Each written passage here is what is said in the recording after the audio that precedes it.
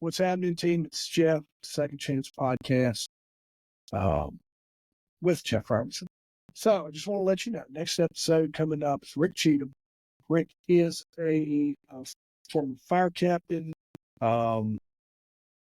is retired, and just has an amazing story of just resilience and overcoming from with sex addiction, almost losing his marriage, to his son getting married, and even we didn't get to touch a lot on it, but an injury where he had broke his neck. And this guy is he's a book of knowledge on how to overcome setbacks. He's a book of knowledge of just life. And he fills his time being a mentor, being a role model, coach, and helping others that are in these similar situations. And it's kind of goes into the theme with, you heard Holly McBabe's episode. If you haven't, go back and check that one out. It's just on, it'll kind of complement each other because Rick talks about his childhood and some of the traumas he grew up with growing up. Let me know what you think. Please, you're touching some of these things, some of these episodes, folks need to hear. I'm trying to grow and just get these words out. Be sure and like, share, comment, tag a friend. And the other thing that I really enjoy is when you all message me, what's this? And it's just, we can create these separate conversations, and we're going to have Rick back on in the future because we didn't get to cover everything we were looking for today. So on the backstep, let me know what you think. I appreciate everyone liking, sharing, all the things that we do and following along. You guys mean the world. I can't do it without you. So let's keep growing. See where this takes us. I'll have to go. All right, team. Welcome back to Second Chance Podcast with Jeff Robertson. Today's guest is a true embodiment of resilience and transformation. Rick Cheatham is a life and career transformation coach with a powerful story of overcoming some of life's toughest challenges. He's a former fire captain and president of the Firefighters Association in Anaheim, California, who faced unimaginable personal battles, from struggling with sexual addiction that nearly destroyed his marriage, to the tragic loss of his oldest son, to a neck injury that left him paralyzed just 5 months after retirement. Through it all, Rick has emerged stronger, more determined, dedicating his life to helping others navigate their own challenges with clarity and confidence. He's here to share an incredible journey of second chances and his philosophy of AIM, awareness, intention, and mindset, designed to help us all reclaim our power and transform our pain into purpose. We're chatting as we were leading up. We got a lot of things in common, Rick, and I'm excited for you to be here, man. I appreciate you connecting with me.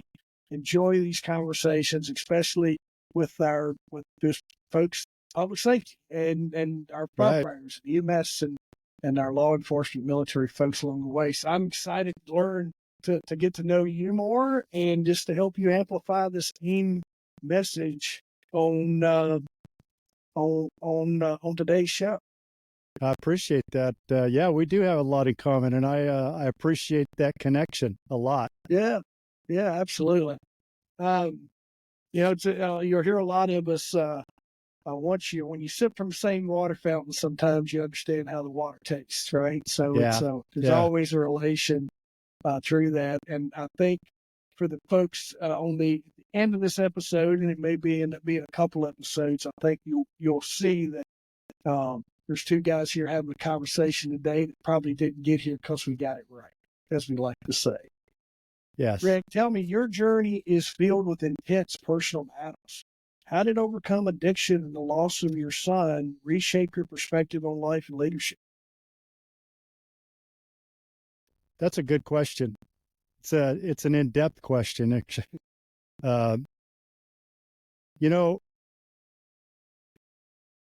10 years into my marriage, I heard these words coming from my wife's mouth, and mind you, this is coming from a woman who I literally prayed for. I prayed for every bit of who she was, how she looked, how she would respond with me, how she would interact with me, and most importantly, how she could make me into the man that I need to be for not only for myself, but for her and our family and for the people that were in our circle. And 2 weeks after that prayer, she showed up and she was the exact image. So taking that as the context, this is an answered prayer that tells me I hate you, I hate God, I hate the church, I quit. That's what 10 years of a sexual addiction did to my answered prayer's heart. And she was walking out with both of my boys. She was done. Now I'm looking at the very real possibility that somebody else is going to raise my kids. I'm not going to get to be the dad in their family, in my family. And I started to look for help. And I found a coach. I found a mentor. I found step programs. I found a community where I could be honest, where I could be open, where I could not have to hide any longer and could get the word out. Now that started me on the path of learning to change my mindset about who I was. As an addict, I didn't feel a lot of value. As an addict, I didn't feel a lot of worth. As an addict, I didn't feel a lot of appreciation. I felt fear. I felt abandonment. I felt like I was unworthy. I felt guilt. I felt shame. And all of those attributes and qualities caused me to isolate, caused me to hide, caused me to step back until my mentor walked me through exposure and what that looked like. So once I was exposed in the sense that my wife was ready to quit, I had to start putting the pieces back together. And so I spent the next 10 years earning her trust back. She forgave me, but it took me 10 years to build a new track record, one that could be honorable, one that could be represented by my character in such a way that was positive. Now, that journey took another 10 years. So now I'm 20 years into my marriage and I'm just now starting to feel like, okay, I've got a sense of understanding how we can make our marriage work and how I can make my family work. And so for the next, 5-10 years, we were doing very well as a couple. And then my son's death happened and he was murdered at the hand of a guy that he knew, a friend of his. And I knew at that moment that my life was going in the direction of learning how to forgive the unforgivable. That was very similar to what my wife learned to do with me. She learned to forgive my unforgiving spirit, if you will, my unforgiving mentality that I had. I was just I was a train wreck, and I didn't deserve to be forgiven. When Mike died, I had to look at that same mentality of this man that murdered my son. Can I really forgive him? Can I really learn to get to the place where my wife got with me, with betrayal? And that's where my struggle kind of honed in and got to the place where it took me literally 7 years to get to a place where I could finally forgive the guy. Rick, your opening is moving, and that's a lot for a lot of folks to process. But what I'd like to ask you here, kind of help everyone that's there, that's going to listen, that's going to hear us talk about this, walk us back and take us back where we know the end result. We know where we are just through the answering that first question. But have you ever figured out? Let's talk about you and the why. You ever figured out how you got there? Oh yeah, yeah. That's part of the dynamics of the curriculum I now teach is when you're dealing with whether that's addiction, whether you're dealing with grief, whether you're dealing with the challenges and the adversities of life, you start where you stand. And the first letter of that start is self-awareness. And that self-awareness is, why am I here? What happened? How did I get here? And in becoming aware of my thought process, becoming aware of my belief systems, there's a pre-programming into our subconscious mind that takes place from the ages of about 1 to 8, somewhere in that time frame. And in that time frame, we learn how to deal with emotional trauma based off of how we grew up. I grew up as a preacher's kid, so I had a lot of pressure on performance, a lot of pressure on living up to a standard. And I was coming out of a home where my mom was struggling intensely with her own demons. And yet she's the preacher's wife, so she's on a pedestal. She's the one being evaluated. And she got her self-worth through my performance. And if my performance was out of whack, my mom was out of whack. And sometimes that led to a lot of conversations that were not positive. It led to a lot of conflict. It led to a lot of, I say physical abuse, but it was back in those days. I mean, if you backtalk to your mom, chances are you got a smack across your lips. Give the listeners what we say back in those days, what years, what time frame. Well, my days were back in the 60s is when I was growing up, when I was my young formative, that age 1 to 8 kind of period. And then in the 70s is when I really came into my own. And that's when I grew up, was the 70s. Yeah. I graduated high school in 1980. So all of my schooling was in the 70s, but the 60s primarily growing up under that umbrella of being a preacher or a pastor's kid, and the performance level and the reputation that my performance was connected with my mom's value and her worth, that caused me to deal with emotions a different way. And so I would suppress them. And so when you start to suppress emotion, you start to develop a sense of isolation. And when you start to isolate, that's when the mind takes off and it starts to run the pre-programs of your youth.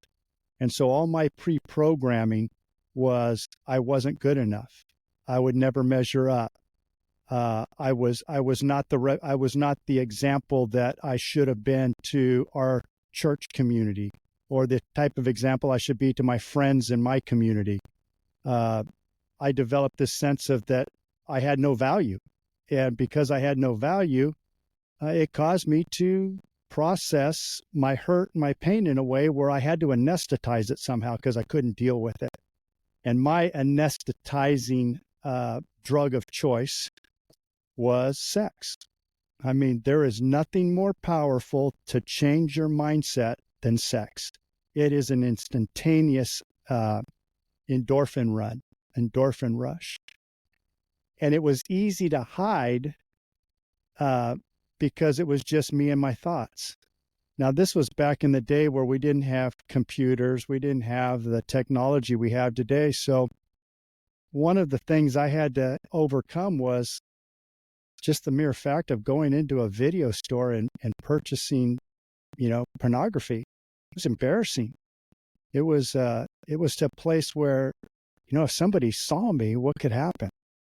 And now today we look at the opportunities. It's just rampant. I mean, you could do it in the privacy of your own home. There's really no red flags at all to stop you because it's all right at your fingertips. And it caused me to start thinking, man, if it's that easy today compared to where it was when I was dealing with it, how many more men today are struggling with it? And what I developed and soon found out was most men today deal with it at some level. We just don't really accept it as a problem because we look at it and identify it as, it's just a man being a man. It's just normal behavior. Well, after I took all of that programming, that subconscious programming, and started to unfold and started to unpack it and started to see how my thoughts and my beliefs were actually leading me down this dark trail, I had to change the program. It's in changing that program where we find our most difficult process, because the program in our mind is just normal behavior. It's what's normal. We just don't know how to do anything different. So in changing that programming, I had to go back and deal with a lot of the issues that had caused me to start thinking that way. And a lot of that had to do with the relationship I had with my mom, and going back and reintroducing that relationship from a positive perspective, and learning to change my story with my own mother and look at it as a positive gift rather than her constantly demeaning me, trying to understand where she was coming from as a young mother, as a preacher's wife, her addict upbringing in her own home, and how all her programming led into how I was programmed. And once you start to unpack that, you start to see we're all in the same boat. We're all the same. We're not different. We may choose to anesthetize our pain differently, whether that be through sex, whether that be through alcohol, whether that be through drugs, whether that be through eating, whether that be through shopping, gambling. Heck, you can even become addicted to people pleasing. Yeah. And when you become a people pleaser, you'll never amount to anything, because there's always going to be somebody that you're not pleasing, and it's going to drive you into your isolating practices. Now you fast forward that to when Michael was murdered. I could see myself teetering on those thoughts again, but I knew immediately that the key to overcoming Mike's death was to find the gift in it. Finding the gift in somebody's murder, especially your own son's murder, it's a challenge that took me to the brink of almost wanting to give up and just be done. It really did. It took me to a very close edge. But I was able to say the words, I could forgive this man. But once I said the words, I could forgive, I still had to look at the results of what I was seeing, where my landscape was. And I was looking at my surviving children, especially my son, Kyle, and how it was affecting him. His brother's death affected. That was his best friend. That was his confidant. That was the man who'd been in his life his entire life. They're only 18 months apart. And I was looking at my daughter, who was she was just 13 at the time, just entering into her puberty. And she gets hit with a guy stealing her brother away through murder. And I saw what it was doing to them and my wife, and I started to build resentment. I started to feel angry. I started to feel bitter. I started to feel like I was being robbed of my children's upbringing. I was being robbed of my son's ability, my oldest son's ability to, what would he be like as a man? What would his family be like? So I got this what if syndrome where I call it, I was living in Wonderland. I wonder how Michael would have turned out. I wonder how Michael's marriage would have been. I wonder how Michael's children would have turned out. And I start wondering, and then I would get mad and angry saying, I'll never know, because somebody robbed me of that opportunity. Somebody robbed me of my lineage. Somebody robbed me of being a grandfather to my son's children.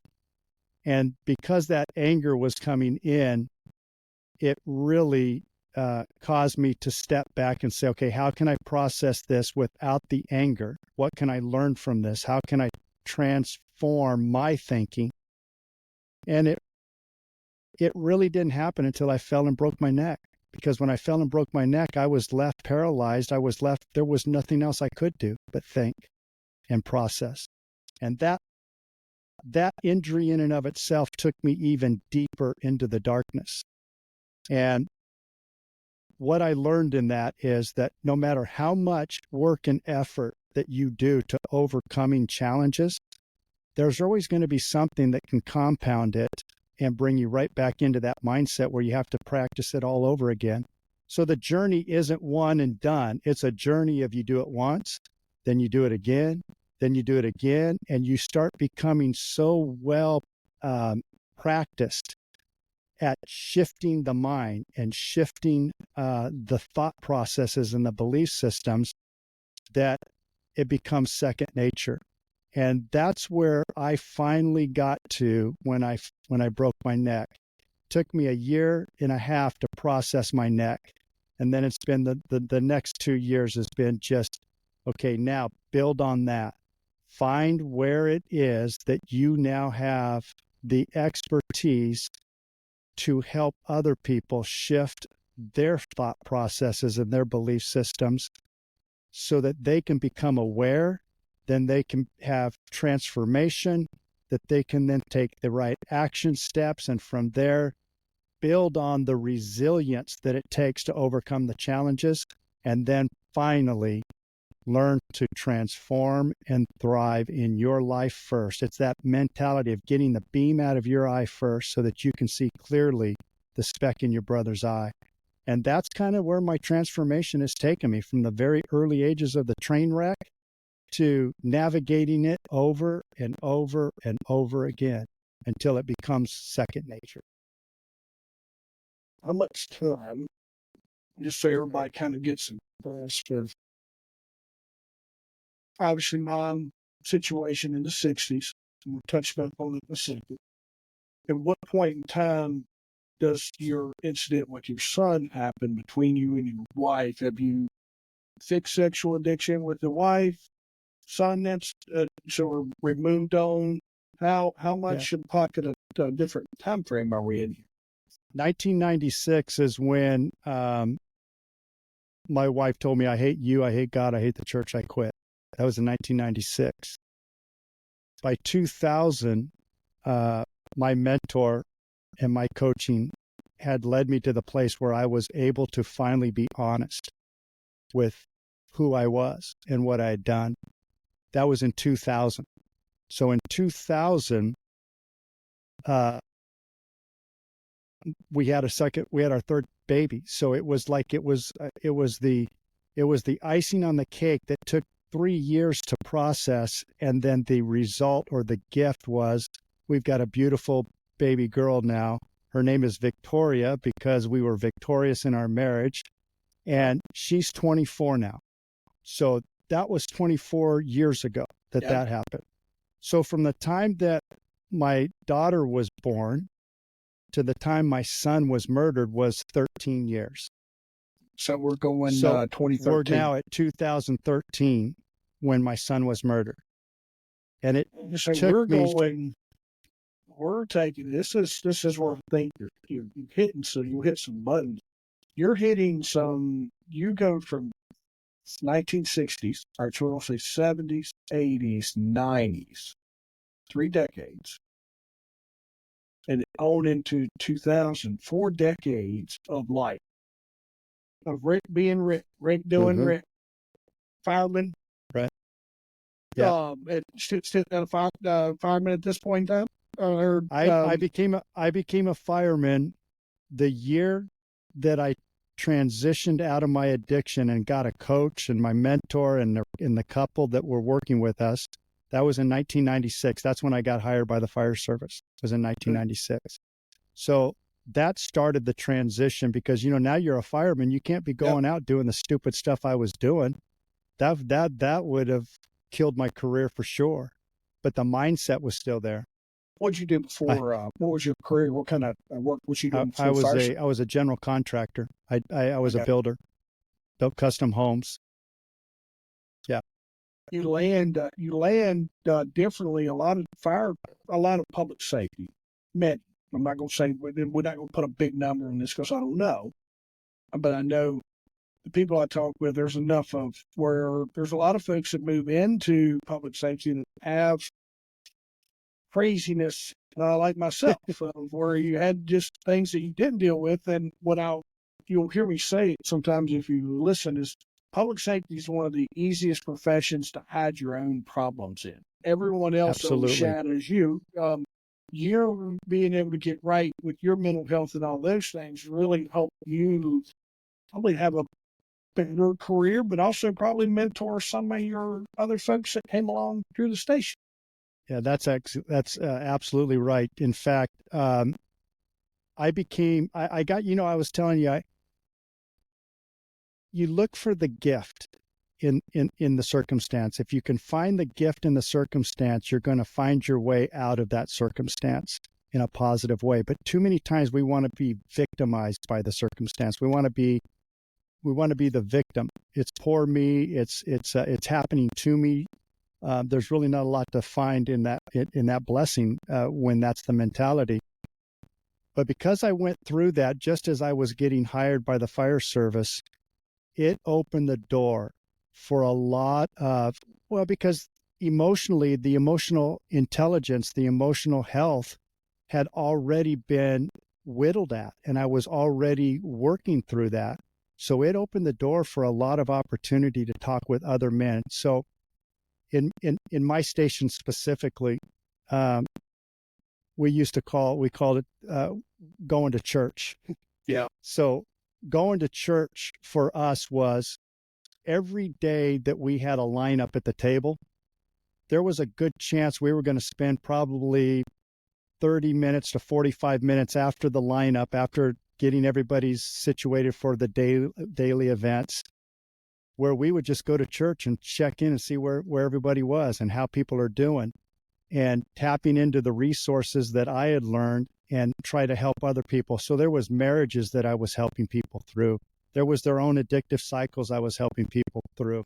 It was so prevalent that by the time I became the union president in 2014, my number one mission was to negotiate and secure mental health advocacy for our members. And we were able to do that through the Counseling Team International, and we were able to secure their craft, their psychology, their help in dealing with our members.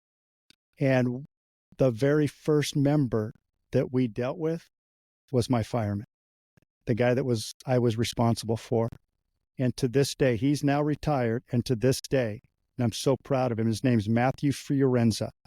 He goes on tour all over the state talking about the mental health of our first responders and what his mental health cost him and where he is today. Now, I don't take any of the credit for that. All I was there, I was a sounding board for him. I didn't go in there and try to give him the therapy because we had the Counseling Team International that was able to do that better than I, but I was there to provide the environment so that he could have the success that he needed. And that environment was our counseling team. And so, yes, you're absolutely right.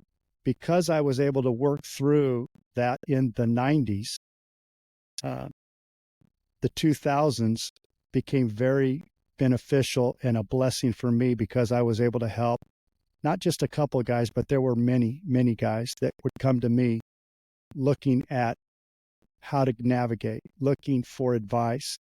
And Matthew used to always tell me, he said, I need my Ricky C time, is what he called it, where he could just sit down with me and he and I could have our little one-on-one talks. And for him, that was his safe space. That was his environment where he could literally look at where he was going and what he was doing and be honest about it and not be fearful to come and tell his supervisor what was going on.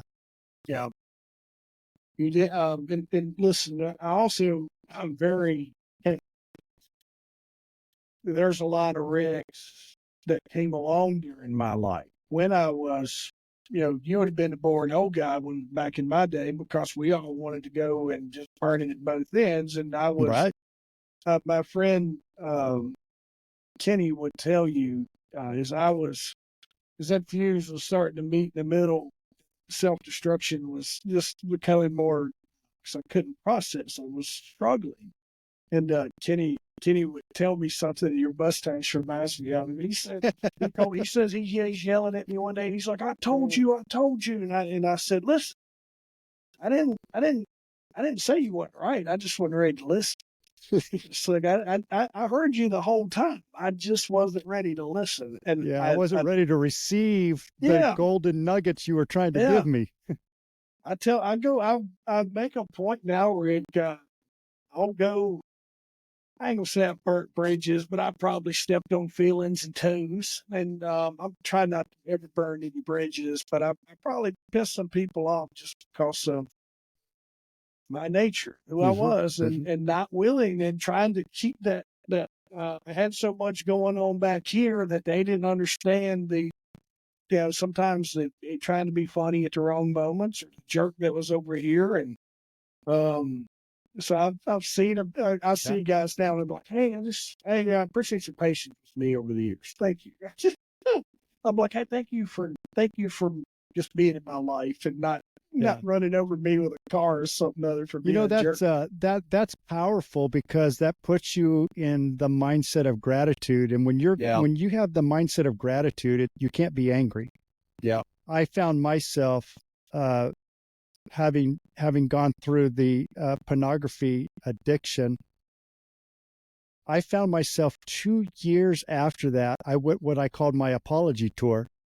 I Yeah. went around and I apologized to everybody that I mean, I made my list of the people I needed to make amends to.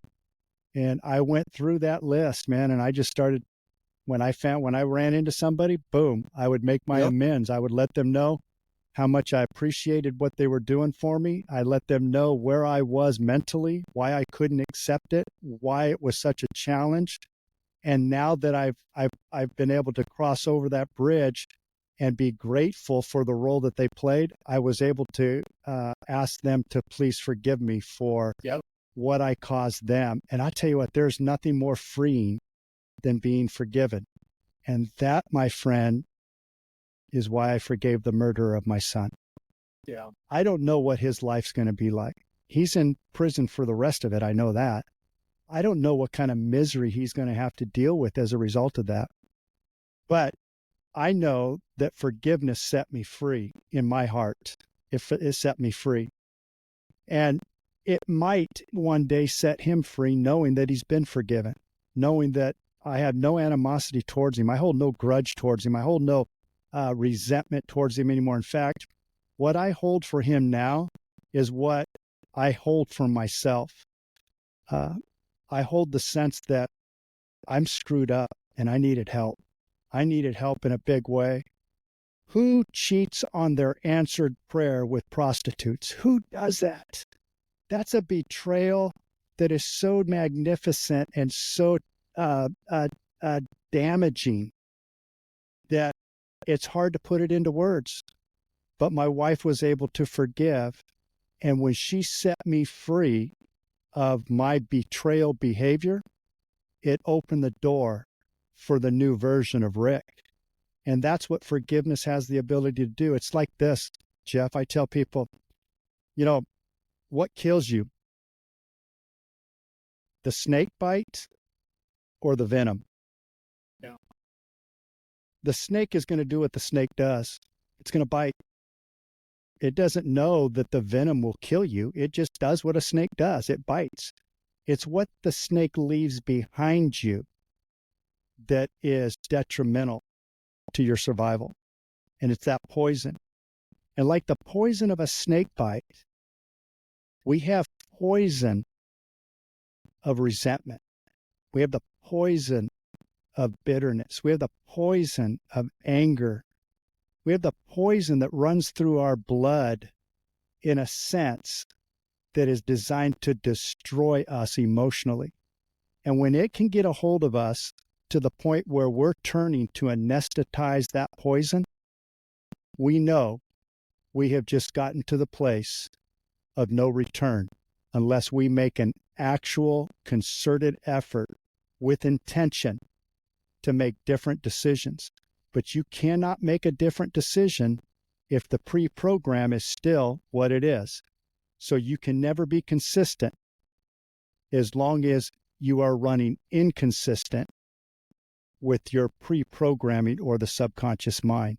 So to go back and change that with intention, that pre-programming of the mind is valuable beyond words, because until you can do it, we're going to keep recycling the same patterns. We're going to keep recycling the same behaviors, and we're going to wonder why. How come? Why can't I change? Why does everybody else seem to be doing it just fine, but I can't? It's because the programming that is initiated at that 1 to 8 year range of childhood is running the software. It's running our mechanic. It's running everything. So going back and having that action plan to take intention and make that choice to change is what's going to cycle everybody out of that addictive pattern.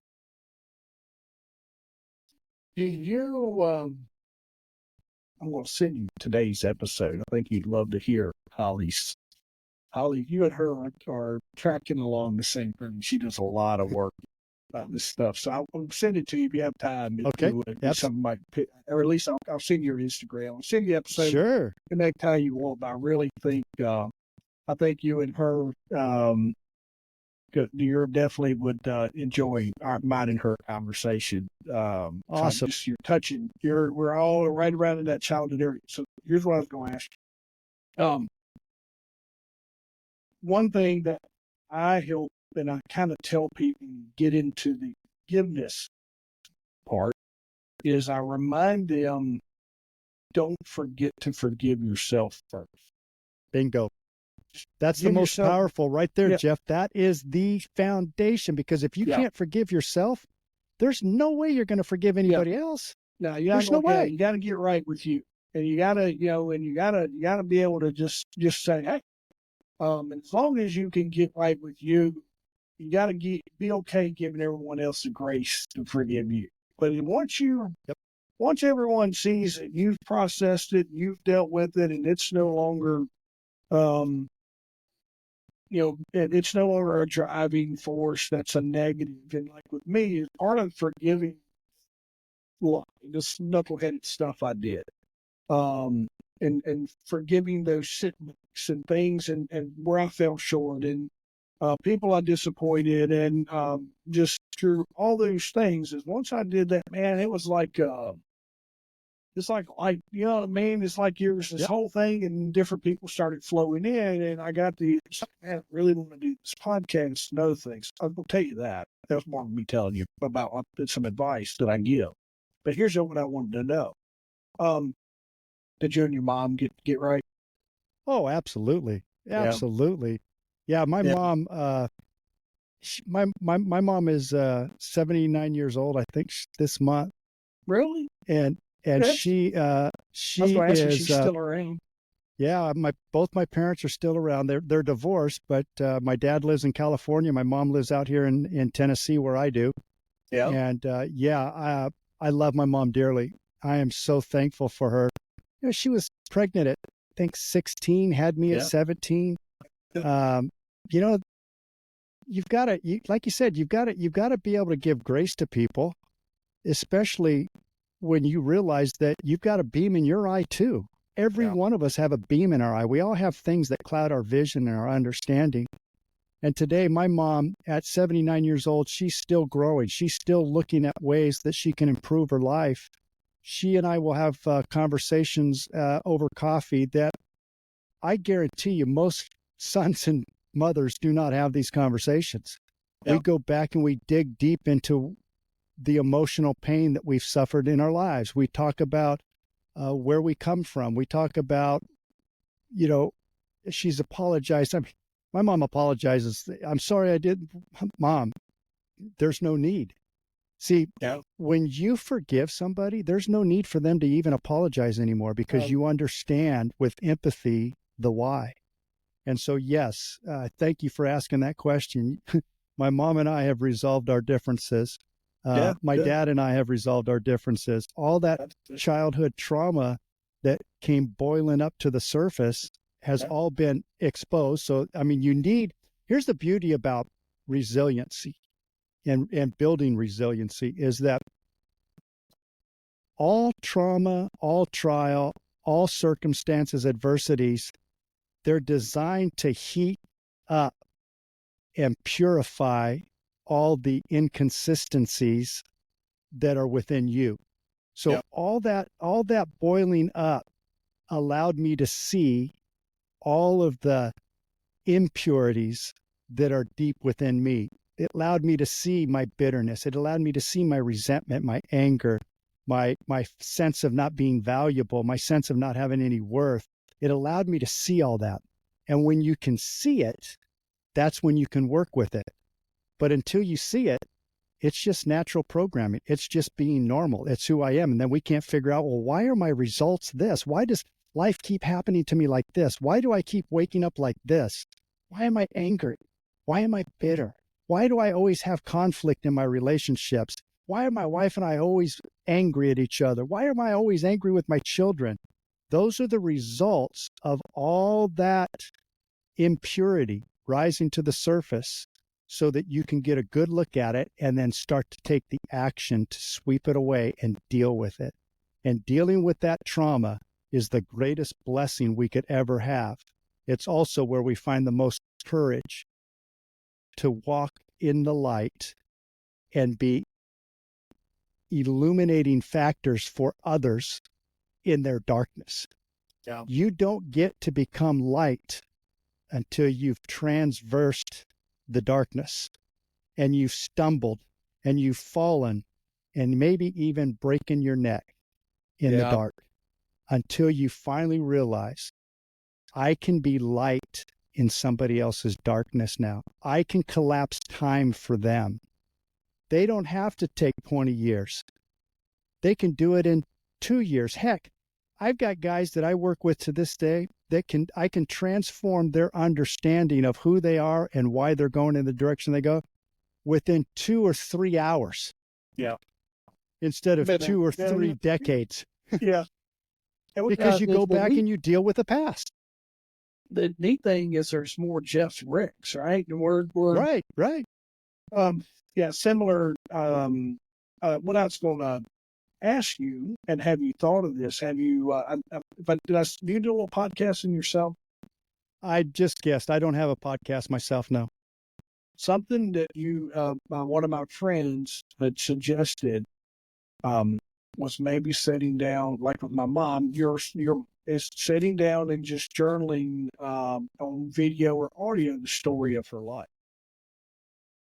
And I want to. My mom is she's me and her haven't got we just haven't gotten it on the books yet. She knows I want to do it, but I have 2 kids. They're 15 and 12 now as we're recording this, or almost 15.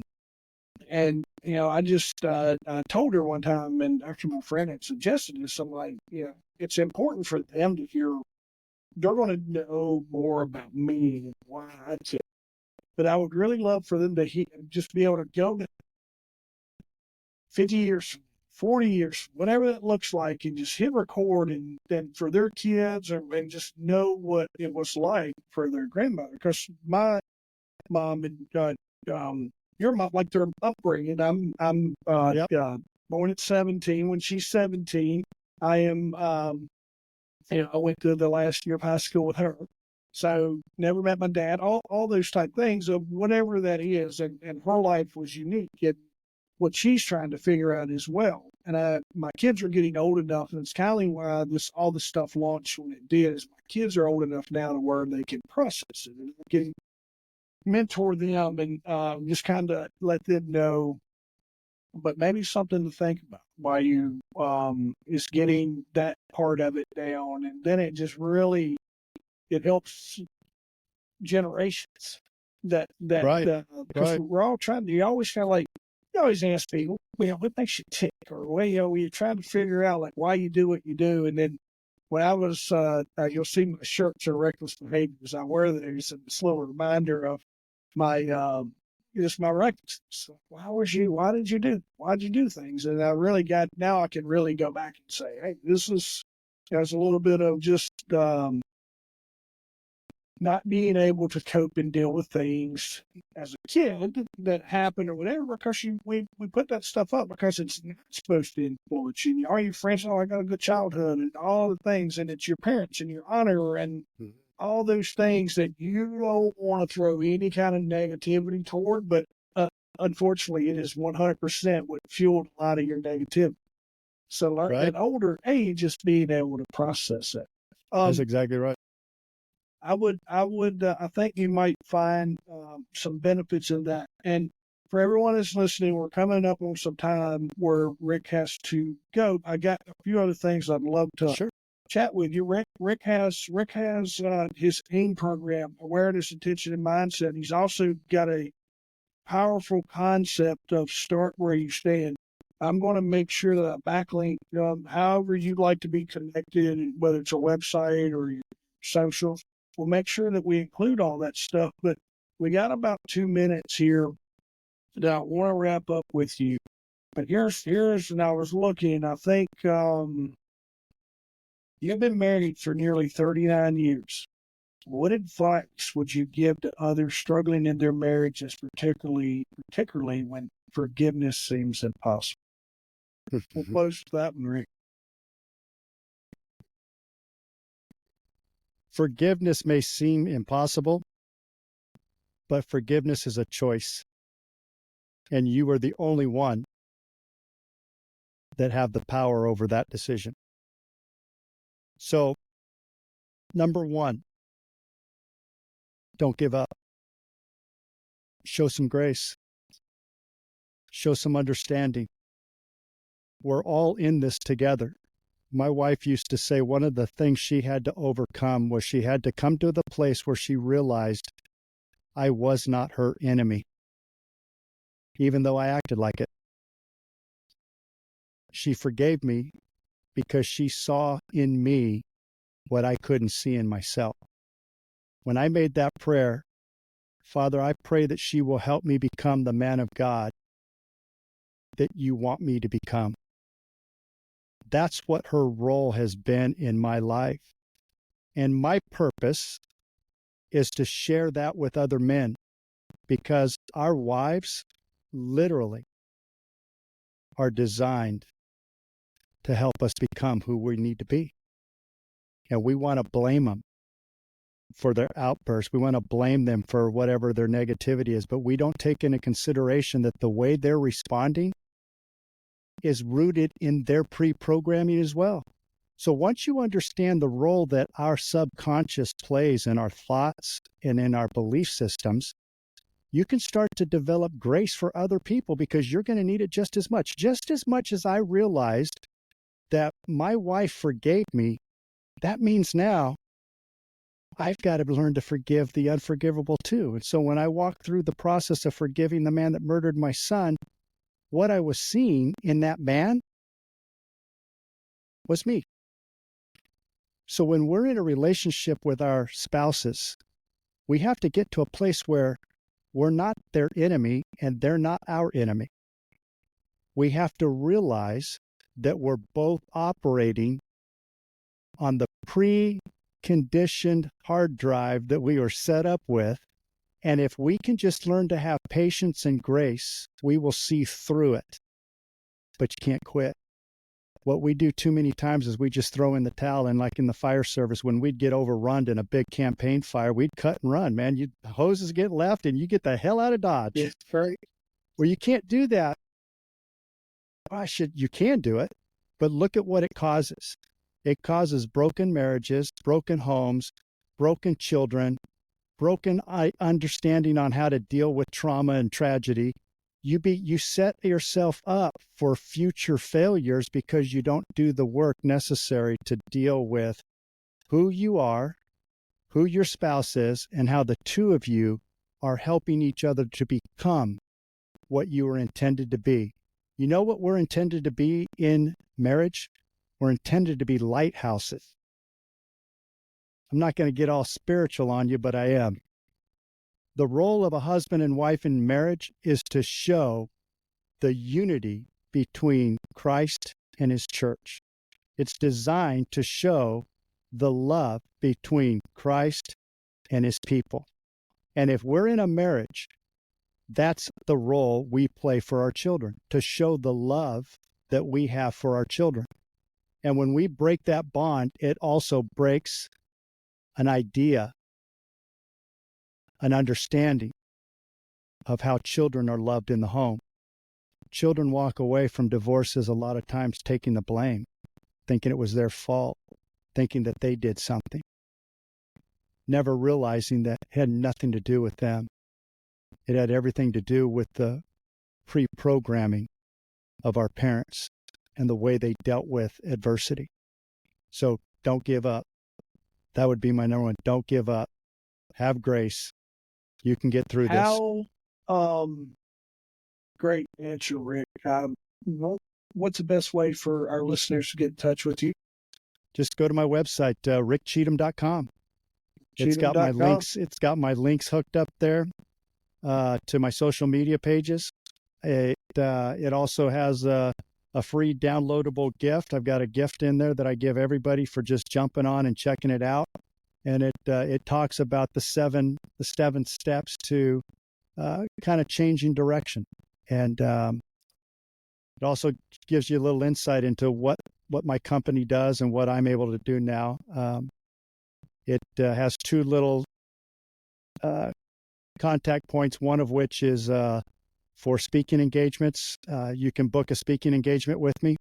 And the other one is you can book coaching calls with me. So rickcheatham.com. Make sure you take advantage of that. If Rick's message is speaking to you, make sure you connect with him. This is the first. I feel like the first of a couple conversations we're I hope so. having. Because there's some things that you got my curiosity. What I'd love to do is have this episode kind of drop, and everybody gets to listen to it, and then folks message me. They're like, "Hey, I want to know this." So it just helps me craft a whole new conversation. I'll have friends that listen to it, or even listeners that message me. And they go, "Hey, why do you ask him this?" or whatever. And so I leave every episode like this to where everybody can just kind of message in. And then in my world, my wife's my biggest critic too. So she listens and she's like, "I want to know this." And so we'll do that. You got to go, my friend, but thank you. I appreciate you. Appreciate you for joining having us me on on. Second. Absolutely. Rick Cheatham on Second Chance Podcast.